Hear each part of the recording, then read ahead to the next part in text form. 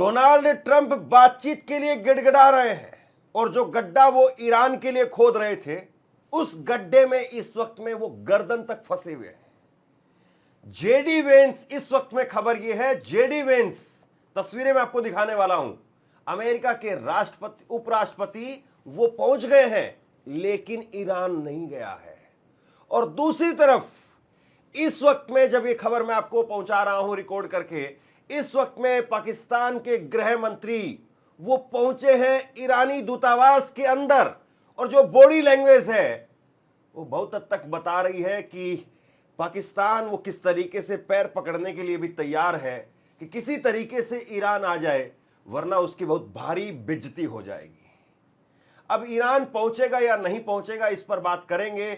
Donald Trump की तरफ से क्या कहा गया है, पेजेस्कियान वो क्या कह रहे हैं, जो इस वक्त में बयान निकल करके सामने आए हैं, उस पर मैं आपको अपडेट दूंगा। और सबसे बड़ी बात यह है कि जेडी वेंस का पहुंचना और अभी तक कंफर्मेशन तक नहीं है।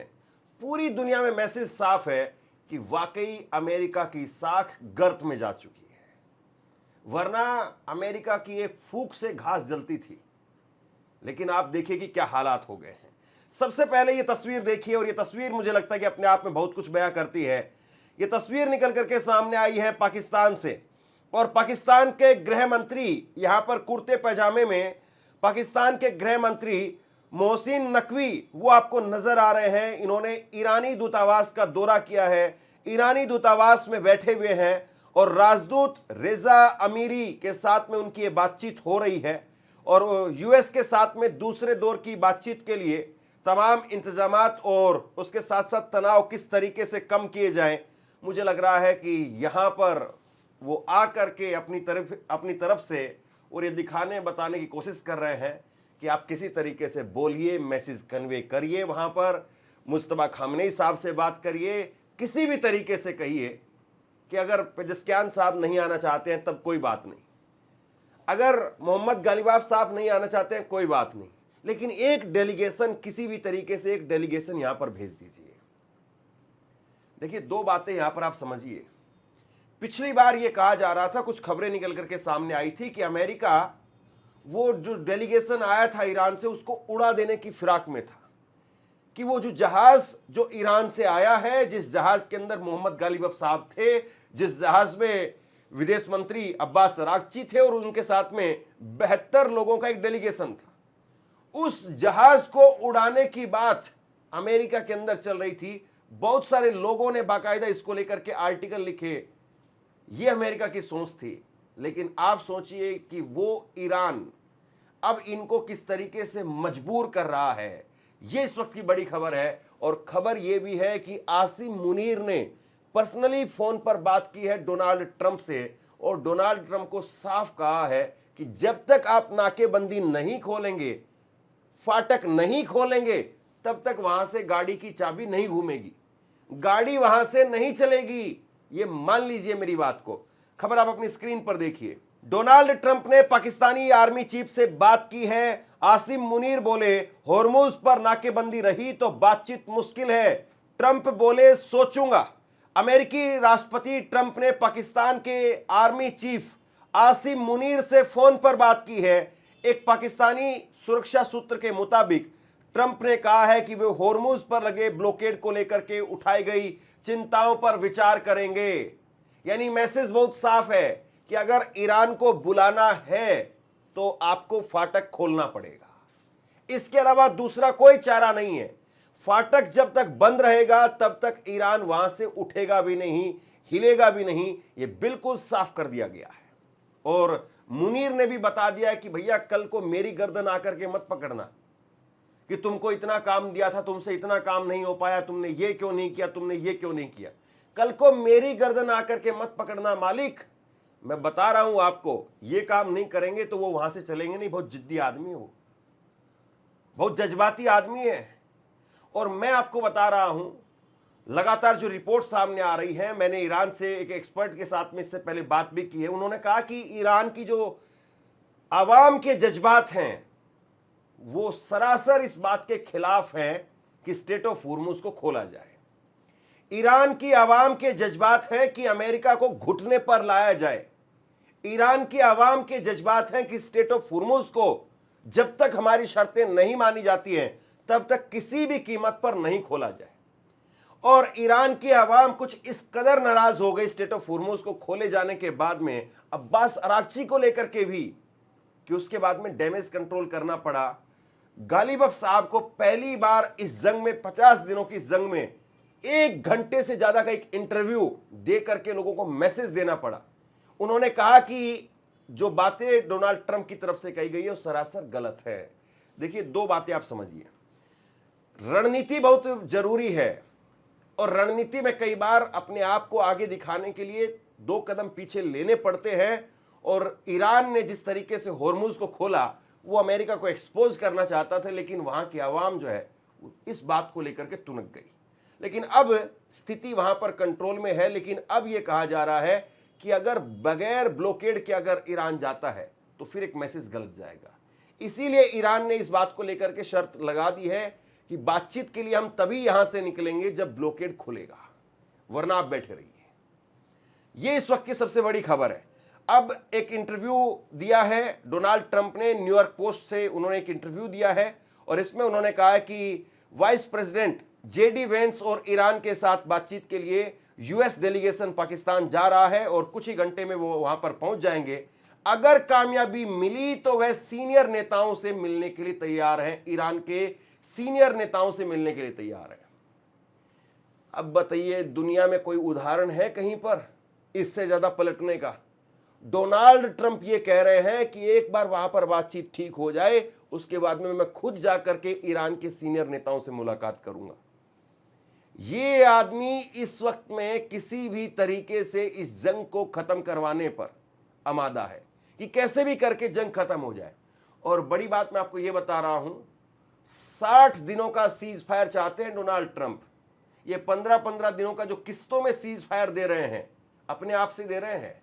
और वो चाहते हैं कि किसी तरीके से एक अस्थायी एमओयू पर साइन हो जाए, 60 दिन का सीज फायर मिल जाए, ताकि उनको कांग्रेस के पास में ना जाना पड़े, यानी अमेरिकी संसद के पास में ना जाना पड़े। वरना अमेरिका के अंदर ये रूल है कि अगर आप किसी दूसरे देश पर हमला करते हैं, 60 दिन से ऊपर अगर बीत जाते हैं तो आपको युद्ध डिक्लेयर करना पड़ता है। और युद्ध डिक्लेयर करेंगे तो वहां पर अमेरिकी तैयार नहीं है ईरान के साथ युद्ध लड़ने के लिए। अमेरिकी साफ तौर पर कह रहे हैं कि हम युद्ध लड़ना ही नहीं चाहते ईरान के साथ में, हमारा ईरान के साथ में कोई बैर, कोई लड़ाई, कोई झगड़ा है ही नहीं। तो बेवजह हम इजराइल के मोहरे बन करके क्यों जाएं वहां पर? इजराइल के पिट्ठू बन करके अपने सैनिकों को, अपने लोगों को क्यों मरवाएं वहां पर? हम हरगिज तैयार नहीं। यानी डोनाल्ड ट्रंप इधर से कुआ और इधर से खाई, इधर से ईरान नहीं मान रहा है और उधर से अमेरिकी कांग्रेस वो मानेगी नहीं। यानी मामला फंस गया है और इसीलिए ट्रंप चाहते हैं कि 60 दिनों का सीज फायर फिलहाल के लिए हो जाए। अल जजीरा की रिपोर्ट के मुताबिक सूत्रों के हवाले से बताया जा रहा है कि बातचीत एक नहीं बल्कि कई दिनों तक चल सकती है। कोशिश यह है कि एक अस्थायी समझौता यानी एमओयू साइन हो जाए जिससे सीज फायर आगे बढ़ सके और करीब 60 दिन का समय मिल जाए ताकि बड़ा शांति समझौता तैयार किया जा सके। लेकिन यह तभी संभव है जब ईरान हिस्सा ले। यानी कुल मिलाकर के बात यह है कि भैया जब तक दूल्हा नहीं आएगा, आप कितने ही लड्डू, गुलाब जामुन, गोलगप्पे, कितने ही स्टॉल आप लगा लीजिए, कुछ हासिल नहीं होने वाला है। जब तक ईरान नहीं आएगा आप अकेले यहां पर नाचते रहिए, कोई नहीं देखने वाला आपको। यह कुल मिलाकर के इस वक्त में स्थिति है और ये ईरान की मजबूत स्थिति दिखा रहा है। ईरान ने पूरी धमक के साथ में पूरी दुनिया में दिखा दिया कि हम नहीं, मारा मारा अमेरिका फिर रहा है। और याद करिए, पिछली बार का जब डेलीगेशन आया था, जब पहले दौर की बातचीत हुई थी, उस वक्त में भी पहले अमेरिका पहुंचा था और रात को 2:30 बजे के आसपास, 3 बजे के आसपास ईरान का डेलीगेशन पहुंचा था। और मुझे इस बार भी वही स्थिति दिखाई दे रही है। हो सकता है कि आज रात 12 बजे उसके आसपास डोनाल्ड ट्रंप, पिछली बार आप याद करिए जब सीज फायर हुआ था, जब डोनाल्ड ट्रंप ने कहा था कि बस कयामत आने वाली है और सुबह 5:30 बजे और अमेरिका के टाइम के हिसाब से रात को 8 बजे मैं हमला शुरू कर दूंगा, उस वक्त में भी रात को 12:01 पर डोनाल्ड ट्रंप ने वो ट्वीट किया था। माफ कीजिए, 12:01 पर पाकिस्तान से ट्वीट हुआ था, फिर उसके बाद में 4:01 पर डोनाल्ड ट्रंप ने ट्वीट किया और 4:41 पर ईरान ने ट्वीट किया था। यानी आज की रात वो बहुत भारी है। और आज की रात मुझे लगता है कि मेरा अनुमान यही है कि तकरीबन 12 बजे तक डोनाल्ड ट्रंप वो स्टेट ऑफ होर्मुज पर ब्लॉकेड को खोल देंगे अपने एक ट्वीट के जरिए कि मैं एक ट्वीट कर रहा हूं, अमेरिका ब्लॉकेड हटा रहा है, और उसके बाद में वहां से डेलीगेशन चलेगा। हो सकता है कि उससे पहले जो है वो ब्लॉकेड को खोल दे, और उसके बाद में सुबह 3 बजे 2:30 बजे, क्योंकि ज़्यादा समय नहीं लगता है ईरान से और पाकिस्तान इस्लामाबाद पहुंचने के अंदर। तो ऐसे में तैयारियां हैं उधर भी। ईरान, इनको ऐसा नहीं है कि बैठे बैठाए और ये जीत का सेहरा बांध करके लंगोटी घुमाते हुए यहां से निकल जाए।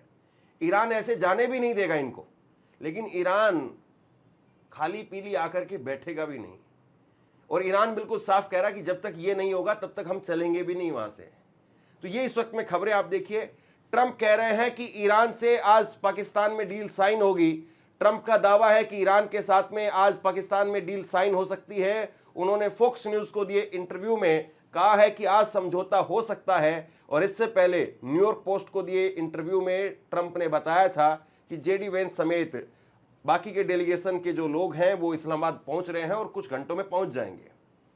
तो ट्रंप जो है वो उछल उछल करके इंटरव्यू दे रहे हैं। यानी इतने इंटरव्यू तो नरेंद्र मोदी साहब ने चुनाव के समय पर नहीं दिए जितने इंटरव्यू डोनाल्ड ट्रंप इस वक्त में दे रहे हैं। और बड़ी बात यह कि फोन पर इंटरव्यू भी देने के लिए तैयार हैं ये।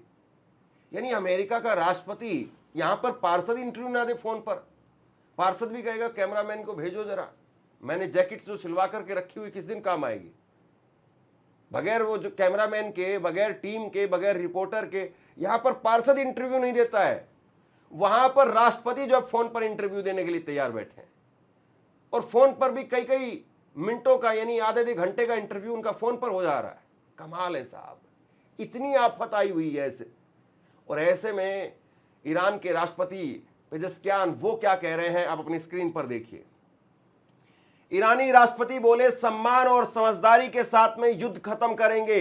ईरान के राष्ट्रपति मसूद पेजेस्कियान ने कहा है कि देश अमेरिका और इजराइल के साथ चल रहे युद्ध को सम्मान और समझदारी के साथ में खत्म करने की कोशिश करेगा।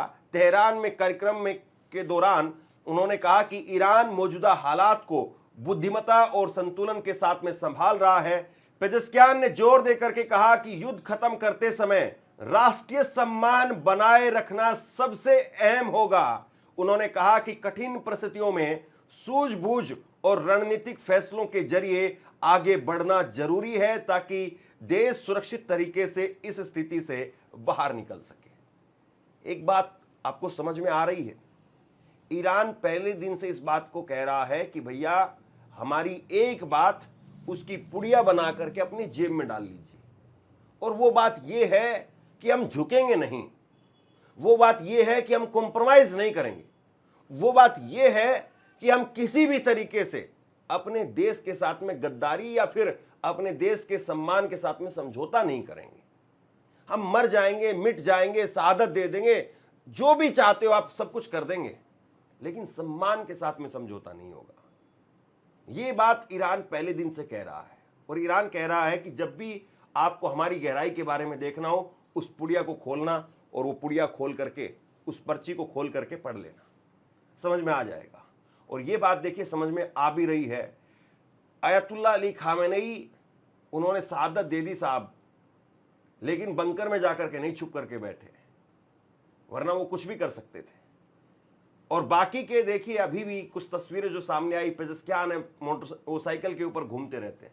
यानी जिस देश के अंदर इस वक्त में खतरा इस तरीके का है कि परिंदा भी वहां पर उड़ने से पहले सोचे कि मैं दोबारा अपने घोंसले में आकर के बैठ पाऊंगा या नहीं बैठ पाऊंगा, उस देश में अगर राष्ट्रपति साइकिल पर अगर घूम रहा है तो बताइए कमाल की कम बात है क्या। और उस देश को आप कह रहे हो कि आपका यूरेनियम ले जाएंगे, आपके हॉर्मुज को बंद करवा देंगे, आपका ये करवा देंगे और आपका ये करवा देंगे। इस मुगालते में डोनाल्ड ट्रंप है।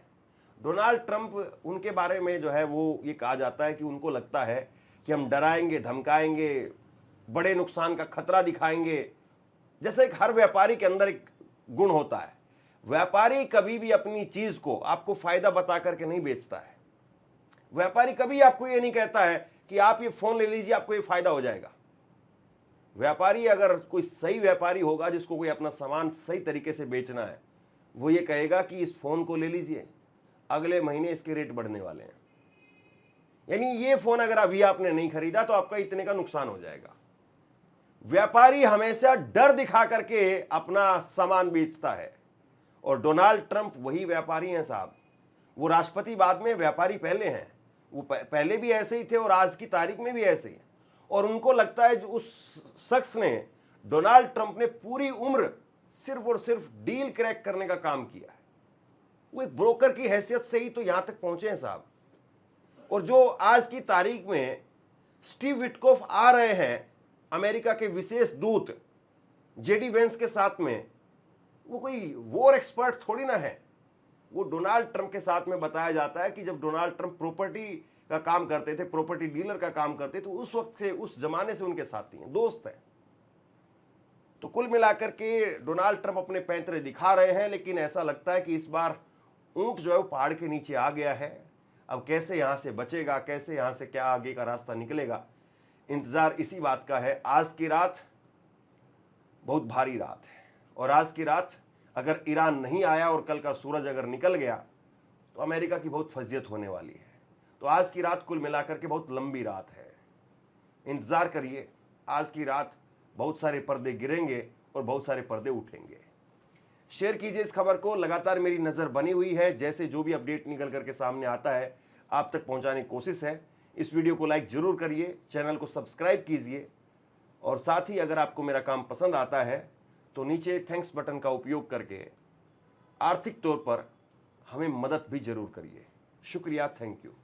आपसे कुछ कहना चाहता हूं। आज के वक्त में पत्रकारिता करना कितना मुश्किल काम है, लेकिन अगर ऐसे में भी कोई आपकी खबर दिखा रहा है, कोई आपके मुद्दे पर बात कर रहा है, तो आपको भी उसका साथ देना चाहिए।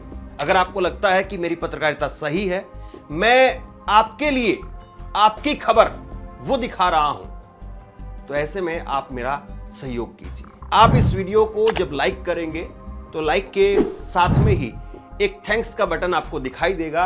उस थैंक्स के बटन पर आप क्लिक कीजिए, और जो भी सहयोग राशि